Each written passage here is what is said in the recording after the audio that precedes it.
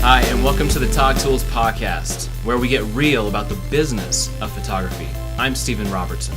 And I'm Jess Robertson, and today we're talking with Jason Groupp. And Jason is a professional photographer based in New York.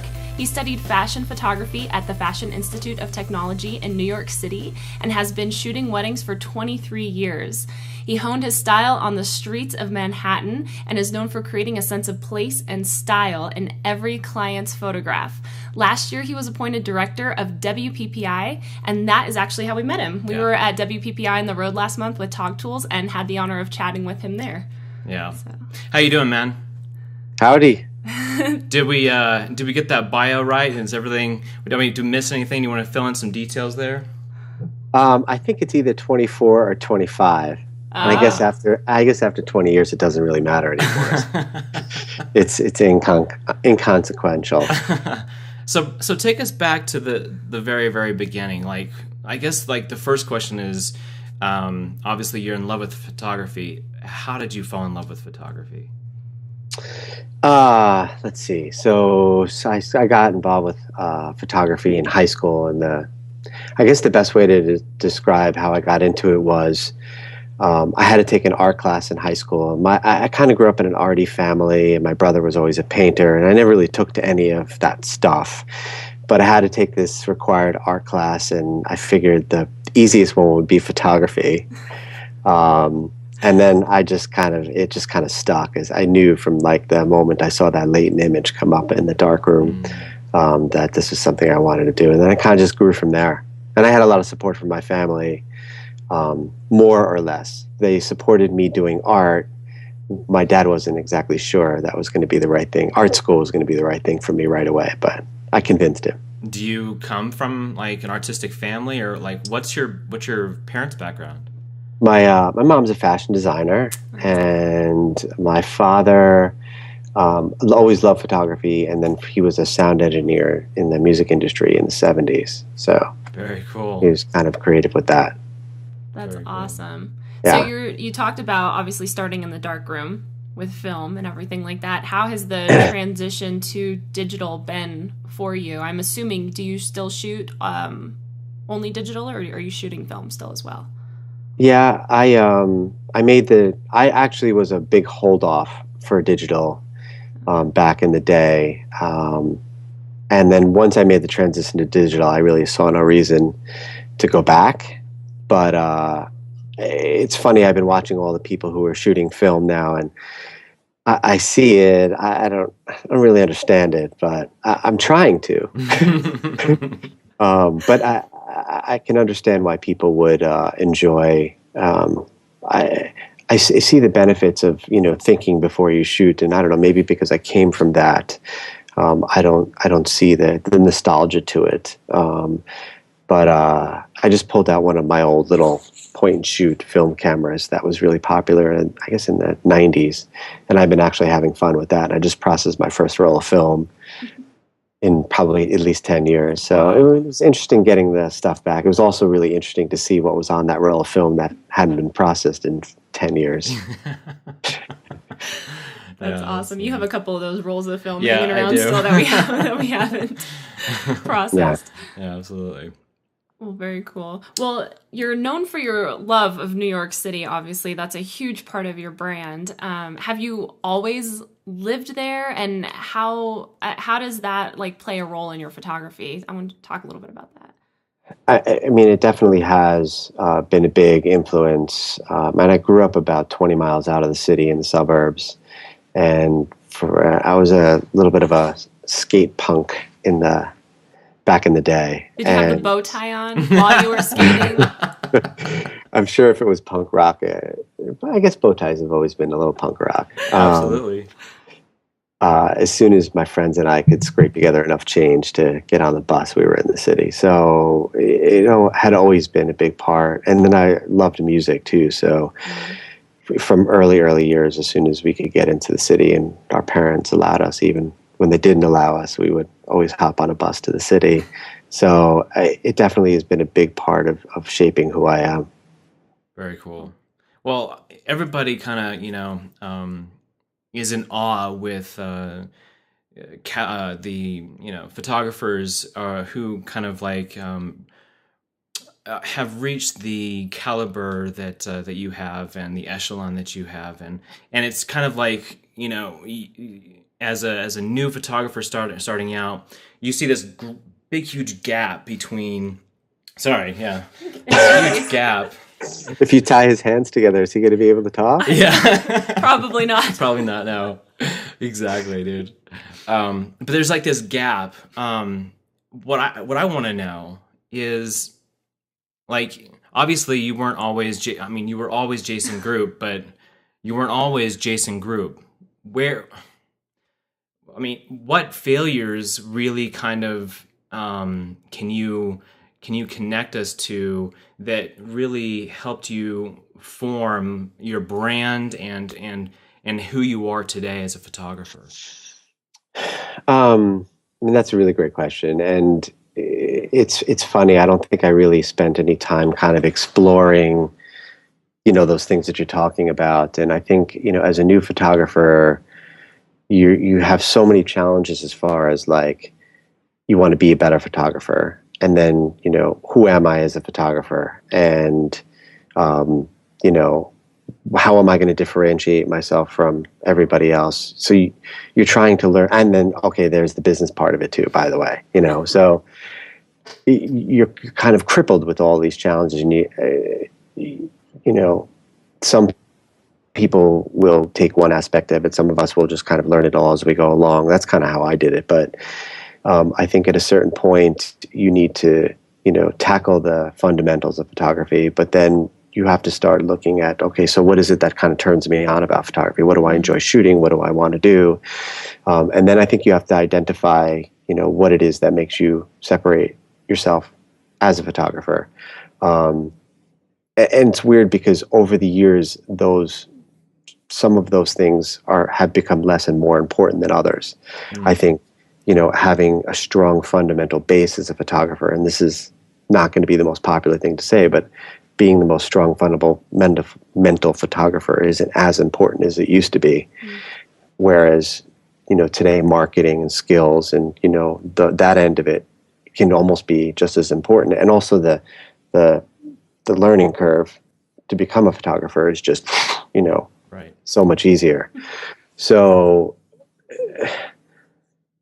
it's one of those things where I think you have to kind of tackle those things one at a time. And I think more importantly, to kind of get to your question, is finding out why you want to be a photographer more than anything else. And then identifying the you of who you are as a photographer as the reason that you do what you do.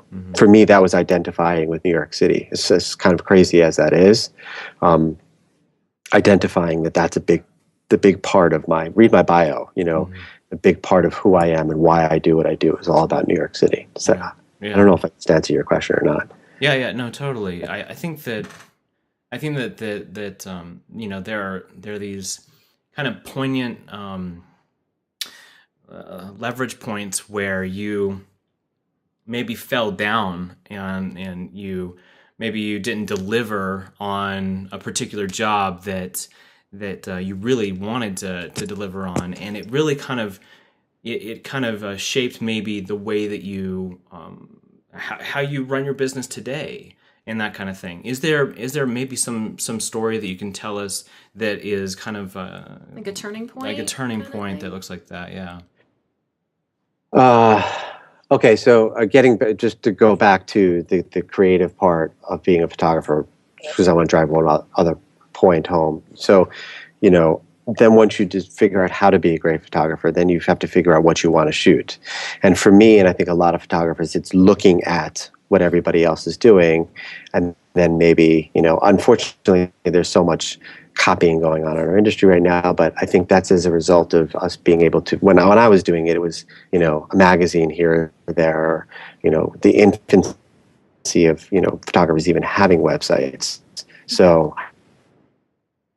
really old, I'm sorry, but you're constantly looking at inspiration from different places, and then you wind up emulating those things. But I think the turning point for me was pulling in all those resources and then constantly, working on those new ideas. But then at a certain point, kind of taking a step back from that and realizing that I just got to fly on my own and stop looking at what everybody else is doing. Yeah, I think that's Me really important. is just going out there and taking, okay, I've got all this knowledge, and I'm not going to keep looking at what everybody else is doing, but I may not have a particular point of something that I want to do. I'm just going to go out and air out the camera, right, and see what happens, and then start working on making what I've done better. So how do you find that balance between like kind of taking on contemporary inspiration and putting the blinders on to like, so you're not overly influenced and that kind of thing? I think the trick is to just constantly be looking, but not necessarily be having a goal for why you're looking at something. Mm-hmm. So when you're going to see creative work, an art opening, and I think expanding outside of your of just our little wedding photography industry, or just the photography industry in general, getting to galleries, museum exhibits, magazines, and a lot of it we can find online now. Just constantly be giving yourself that time to, I always, and even now, make sure that I just leave some time for me to have that creative time where I'm just looking for no reason, without a purpose. Like that. That's really cool. And that's really important. That's really cool. Yeah. I love that. Because you think about it, your best ideas come when you're not thinking about coming up with the best ideas. It's so true. Right? It's so true. Right. The worst. And the more you work on getting new ideas, the better you get at new ideas. Yeah, totally. Right? Absolutely. So if you're not constantly working on new ideas, how are you going to get better at coming up with new ideas? Yeah. Right? It's like anything else. If you want to learn how to hit a baseball, you've got to go out and practice hitting a baseball. Yeah, absolutely. That's a really good point. Yeah. Hopefully you don't get hit in the head too many times. Yeah, that's exactly right. Very cool. Well, one of the questions that I have for you is that most photographers that are known, like Steve was talking about, like that kind of get to your caliber, they start as freelancers where they're shooting only, and then they become entrepreneurs. They end up writing books or teaching workshops or selling something. Number one, do you think that this is necessary in order to thrive and survive in this market nowadays? And secondly, are there things that you have done outside of taking photographs as far as teaching and that sort of thing? So are you asking whether or not photographers, when they've reached a certain level, need to expand outside of just doing photography? In other words, teaching, seminars, workshops, etc.? Yeah. I think at a certain point, a lot of more popular photographers get asked to share, so I think there's a certain aspect to it where they are kind of pulled in that way. And I think in general, we're a social group to begin with. I know most of my friends that are photographers just like being around other photographers. So I think that kind of plays into it a little bit. I definitely think there's a stigma that a lot of these more popular photographers are, going out and buying Mercedes on doing seminars or workshops. And if I could just clear up the fact that nobody's out there getting rich doing this, they are doing it because they love doing it. And if they make a little money while they're doing it, I think that's wonderful. Absolutely. And I have to say that may or may not have always been the case. There has been times when other photographers have made lots and lots of money doing it, but those days are gone. So people who are out there teaching now are doing it because they love teaching and they love being a part of it. And, I don't know if we know each other much prior to our recent relationship, but I mean, I taught on for WPPI and for Imaging USA and for lots of small conferences for I don't know, the last 6-7 years. And I've enjoyed doing it. It's become part of my business, and I continue doing it now into this role as director. I do it because I love it, and I feel like I have something to share, some knowledge to give, and it's a nice break. It's also a really nice break from just being a photographer. Yeah. Right, right. I think, isn't there a quote too that actually talks about the whole idea of like learning something and then actually taking the step to teach what it is that you've learned. Right. There's some, I don't know, there's some quote about that, but I love it. And it's definitely something that I value, being able to I think it's just teach a what I've natural, learned. it's like a natural progression of like a professional life, because I mean, it's the whole like, you're kind of like learning a trade, and you're learning the skills and that kind of thing from people who've gone before you, and you start just doing it, and after a while you reach a season where you become the teacher, as it were. And I think that that's just been how things have gone. I think it's just wonderful that professional photographers at this caliber have the heart to actually do that. So that's really cool. No, definitely. Yeah. I mean, it's also fun for us too. I mean, it also, being out there teaching, and I think a lot of teachers will say this too, like it helps them stay inspired too. I mean, it's fun for me to be around young people and, people of all ages for that matter. Most of the, people I know that are my age are children as well. So it kind of helps you, keep you young. And I think it's a great atmosphere to be around. You mentioned WPPI, and there may be the greatest atmosphere. I'm sorry? Sorry. The greatest atmosphere. The greatest atmosphere. Exactly. You mentioned WPPI, and there may be some people, listening who aren't familiar. Can you just kind of talk about what WPPI is and your transition from, being kind of outside WPPI on the fringes to kind of inside now?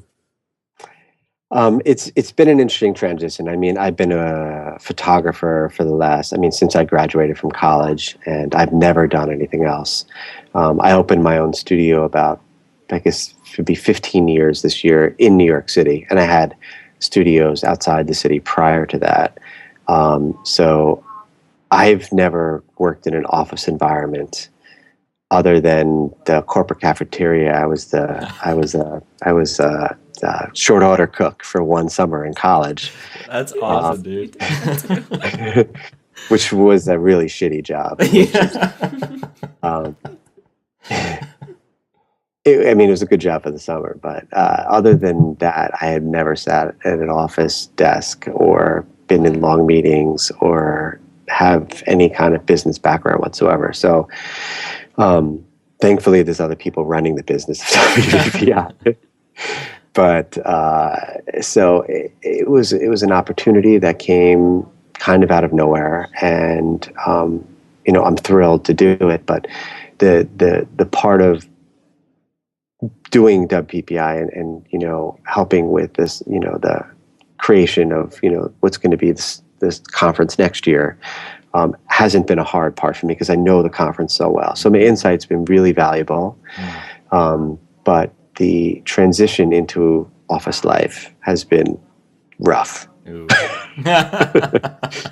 I bet. Coming to work every day has been hard, and it's not that bad, but it's very strange to be working a Monday through Friday job where the nice part is that I am trying to make it a 9-to-5 job when I'm so used to my own business just you're working all the time.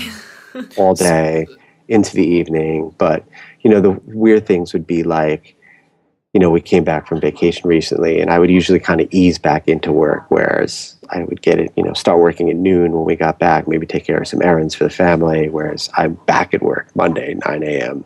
It was like not good. So that's been the hardest part for me, is just the transition into office life. Yeah, that makes sense. So, take us through your day before you became director at WPPI. Take us through like a day in the life. A day in the Jason life. Groupp. Yeah, exactly. Before the transition. Then I want to contrast with what 9 a.m. to 5 p.m. looks like now. So before would have been, because we have two kids that are pretty little. They're 4 and 6. My wife works full-time too, and so before would have been me getting the kids off to school, dropping them off, coming back, making coffee. Well, I probably would have made coffee already at that point. Sitting down, answering emails. I'd be on my third cup of coffee at that point. Usually still in my pajamas, and then go up for a shower probably 10, 11 o'clock-ish. Maybe off to the gym after lunch, and then more emails. And then maybe at that point going off to the studio. Because what I used to do a lot would be go in around noon into the city, because I live in New Jersey, and then work till 8 or 9 o'clock and then come home. So it was a long day. Whereas I would work a later hour, so I would miss the rush hour. Right. And then my wife and I would kind of juggle the kids. Now it's all four of us getting ready in the bathroom at 6:30 a.m. Oh, boy. It's usually me showering in my towel as I'm begging my daughter to brush her teeth. Then Eli coming in at some point, and then all four of us trying to get ready in this tiny little bathroom. Usually there's somebody melts down at some point, and I can't. It's could be the adults as well. Yeah. That's then I mean, because I live in New Jersey, I can commute into the city, and then we're gearing up for WPPI and Photo Plus now, so we're pretty busy. Yeah, absolutely. Now you've made this transition. I guess I have a question. Okay, good. Are you? It just escaped me. Oh my God. Are you kidding? No, not at all. You're not kidding. I just had a question, just literally out of my head. You're not the one who had the baby. I know. You don't have an excuse. I don't have for baby brain. The baby brain. Oh my goodness. Maybe you can jog my memory. No, because I don't know what you were going to ask, so I can't. Okay. But what I do want to know is how much you're still shooting at this point. That's exactly my question. Oh, well, cool. I had a feeling that's what your question was. So I still have weddings. I have 2 this month. I'd like to continue shooting weddings. The studio is still operating. I kind of abandoned my studio manager, poor Karen. She literally was like, one day I was there and the next day I wasn't.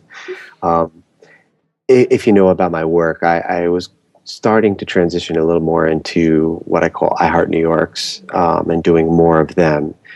And Karen and this other guy, Tim, have kind of taken the challenge of taking that over. We have a Facebook page that's called iHeart New York, and I think if you rummage around my Facebook page, you'll eventually find it too. And they have done an amazing job. So the fun part is that Karen is going to take over the day-to-day. I'm still going to keep the studio. I don't want to stop shooting, but the amount that I can do is very, very limited. So I'll go out and do maybe one of these shoots once or twice a month. And, I can't see myself taking more than a half a dozen weddings next year. But that said, I don't want to stop shooting. I still love shooting. And, it's just, I realized the last wedding that I shot that I had just come back from one of our on the roads. I was wiped out and my heart just wasn't in it. And thankfully I had Karen and Tim there, so it was fine. But that's when I realized I really need to kind of scale back. Makes sense. So it's been hard because I really do miss it. I really miss being in the studio. I miss being around that environment. But I'm also really enjoying this job too. Yeah. Did you ever write a business plan as you were kind of giving birth to your business? I don't know where you got the baby in my brain and birth, whatever. So when I started, very few artists worked in the business world at all or thought about. So most people kind of just learn trial by fire. But I was also doing commercial photography at the time. So, I was working in studios and you kind of immersed yourself into the working environment that way through them, and they would teach you how they did things. So, in hindsight, the best advice that I think I could offer any new photographer is to get some business under their belt, because without it, you're just shooting yourself in your foot. And I think a lot of newer young people are smart enough to know that they need to put some financials behind, what they're doing. Can I make a living doing it, what I'm doing? I think the hard part is about sitting down and doing that is the reality of how much a business costs to run. And, a lot of people have asked me, like, is there any advice you could give to, a new person who is just getting started? And I think the one thing that I found when I opened my studio was all the little things. Somehow, like when you get that that tax ID number, there's lots of little businesses out there that seem to kind of like, hey, do you need a better this or that? Like you get on some sort of list and you're like, well, okay, having some magazines in the studio would be great. Or, yeah, sure, I need 3 lines in the studio, 3 phone lines in the studio, or, this or this piece of office machine or what have you. So the best advice I can do is like, keep those costs to as minimal as possible. Like if you can run your business off your cell phone and you have great service in your studio, go for it. If you can run it off of Skype, do it, So that's, and of course, I think having a business plan is so freaking important, even if it's just ideas. Yeah. That's a really good point. I think, and that's one of the things that we're kind of tackling with the people that we're training is that whole. I know I had the concept of a business plan from where I had previously worked, being like this 30 to 50 page document that was in some language I barely understood, and so when somebody told me to do a business plan when I was first starting, I was like, hell no, there's no way. Yeah. So I think educating people that isn't what your business plan has to look like. There are other ways to go about creating a model for what you're going to do. Yeah. I mean, just running the numbers. Yeah, exactly. How much is just sit down and say, how much is it going to cost me to be in business? And how much am I making? How much am I projected to make? Right. And then having goals. I mean, goals as an artist is really important. Why would you do that for business? Well, let's talk about goals. What, when you were more actively shooting, like what would be, as you were looking at the next year, what would you kind of sit down and say, okay, this is my goal? Like what did that look like for you? I think at first it was to shoot as much as possible, get as much work as I possibly can so that I can support myself. And then after you get a bunch of really bad clients, it's, well, let me make sure that I'm taking on the right clients. And then I think once you get to that point, I think, really making sure that you're attracting the kind of people that you want to shoot for. And for me, in the last 5 to 10 years, I think it was me attracting those clients based on who I am and those people that I'm going to connect with. And, after you're doing it a while, and I don't even think you need to be doing it a while, when that person is not the right client for you. And then, finding the right client that's going to pay you the amount of money that you want is, I think, really difficult. And I don't know if I'd want to be a photographer coming up in this market now. It's hard. And I think it's difficult because you really do need to shoot a lot now in order to make a living. And the money that we used to make, I don't know if the market can continue to hold some of the fees that a lot of these photographers have made over the years. But then again, at the end of the day, you can make as much money as you want if you find the right people. Right. So talk to us a little bit about that as far as, making the money and all that kind of stuff. Your pricing, when you first started, how did you come up with your pricing and how did that evolve as you figured out who you were and who your ideal clients were to kind of match what you needed to make and everything? Okay, so here's how I got started. I had been shooting for a wedding studio for over 10 years. In the process that I had been doing commercial photography. And I started with him in high school. I put myself through college shooting for him. And then I supplemented my income working for him for nearly a decade after that. So it was like 13 years. So through college, through high school, then a decade after. So weddings were not really something that I was really focusing on doing on my own.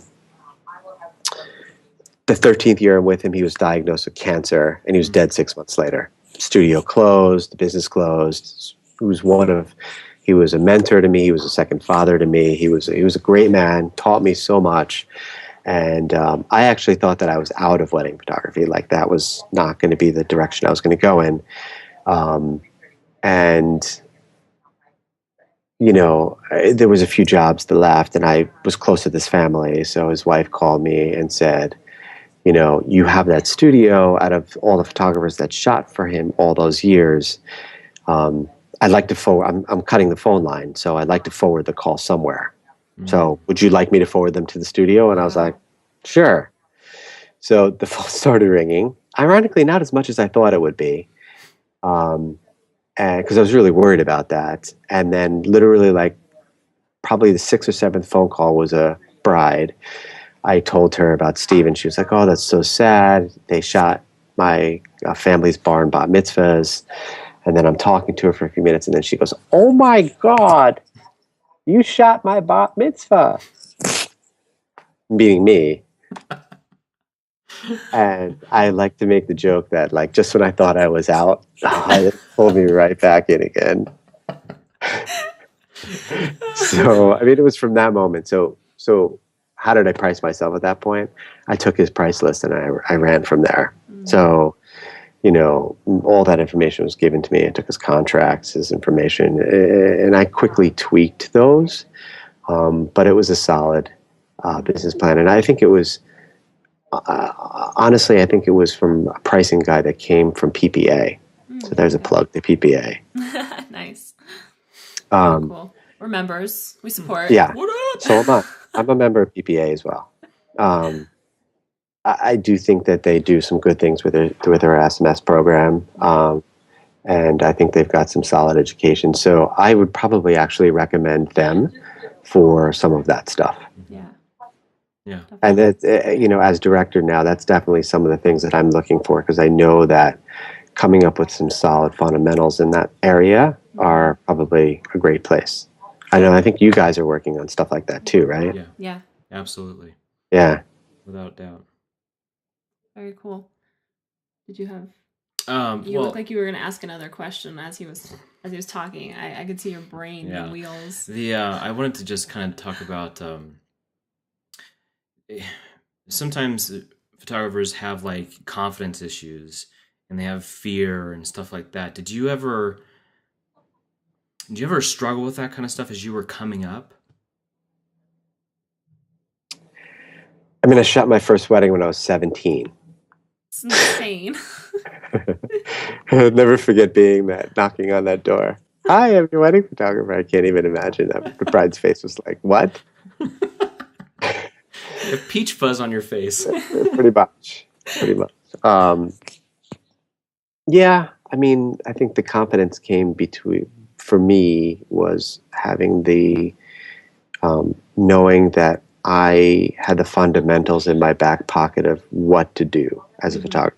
I think that was my biggest fear as a wedding photographer. Like, it's really an important day, and you don't want to screw it up because you don't know what the heck you're doing, And I think that's, the scariest part for me as newer photographers. I mean, I worked as an assistant for, 2 years before I went out and shot my own wedding. Wow. So, and that's just not what's happening today, And even then, I don't think I really shot my first full wedding for at least 3 or 4 years. So, that was where I was going and doing some getting ready stuff, and that other photographer was meeting me at the event. So I wasn't doing it by myself. Right. I always had some sort of support for at least those first few years. Whereas today, people are going out and shooting weddings after 6 months. I mean, to me, that's just insanity. Yeah. But, on the other hand, do they have the tools that they need? Yeah, they probably have enough. I don't know. Yeah. But I think that, the confidence for me came from having those strong fundamentals in my back pocket. Sure. Yeah, totally makes sense. Now, you mentioned something about like you wouldn't want to be coming up in today's kind of market. That's just an old man talking. Well, let me just unpack that a little bit. I understand though. There's definitely I can understand that. Yeah. One of the things that we've found with talking to people that is the biggest thing that they're struggling with is that fear and the confidence and everything. And because we don't do things that how you're talking about, where we have, like a mentor who we kind of spend 2 years working with or whatever, it is a little bit scary. But what my question is, knowing what you know, the experience that you have, you kind of already answered the question, but I want to take it just a little bit of a different angle. Having the experience you have and seeing what's happening in the market today, if someone's entering this market, what are you going to tell them to get, to kind of help them out? You've said, shoot a lot and that kind of thing. Write a business plan. But is there maybe a cornerstone part that we haven't really unpacked yet?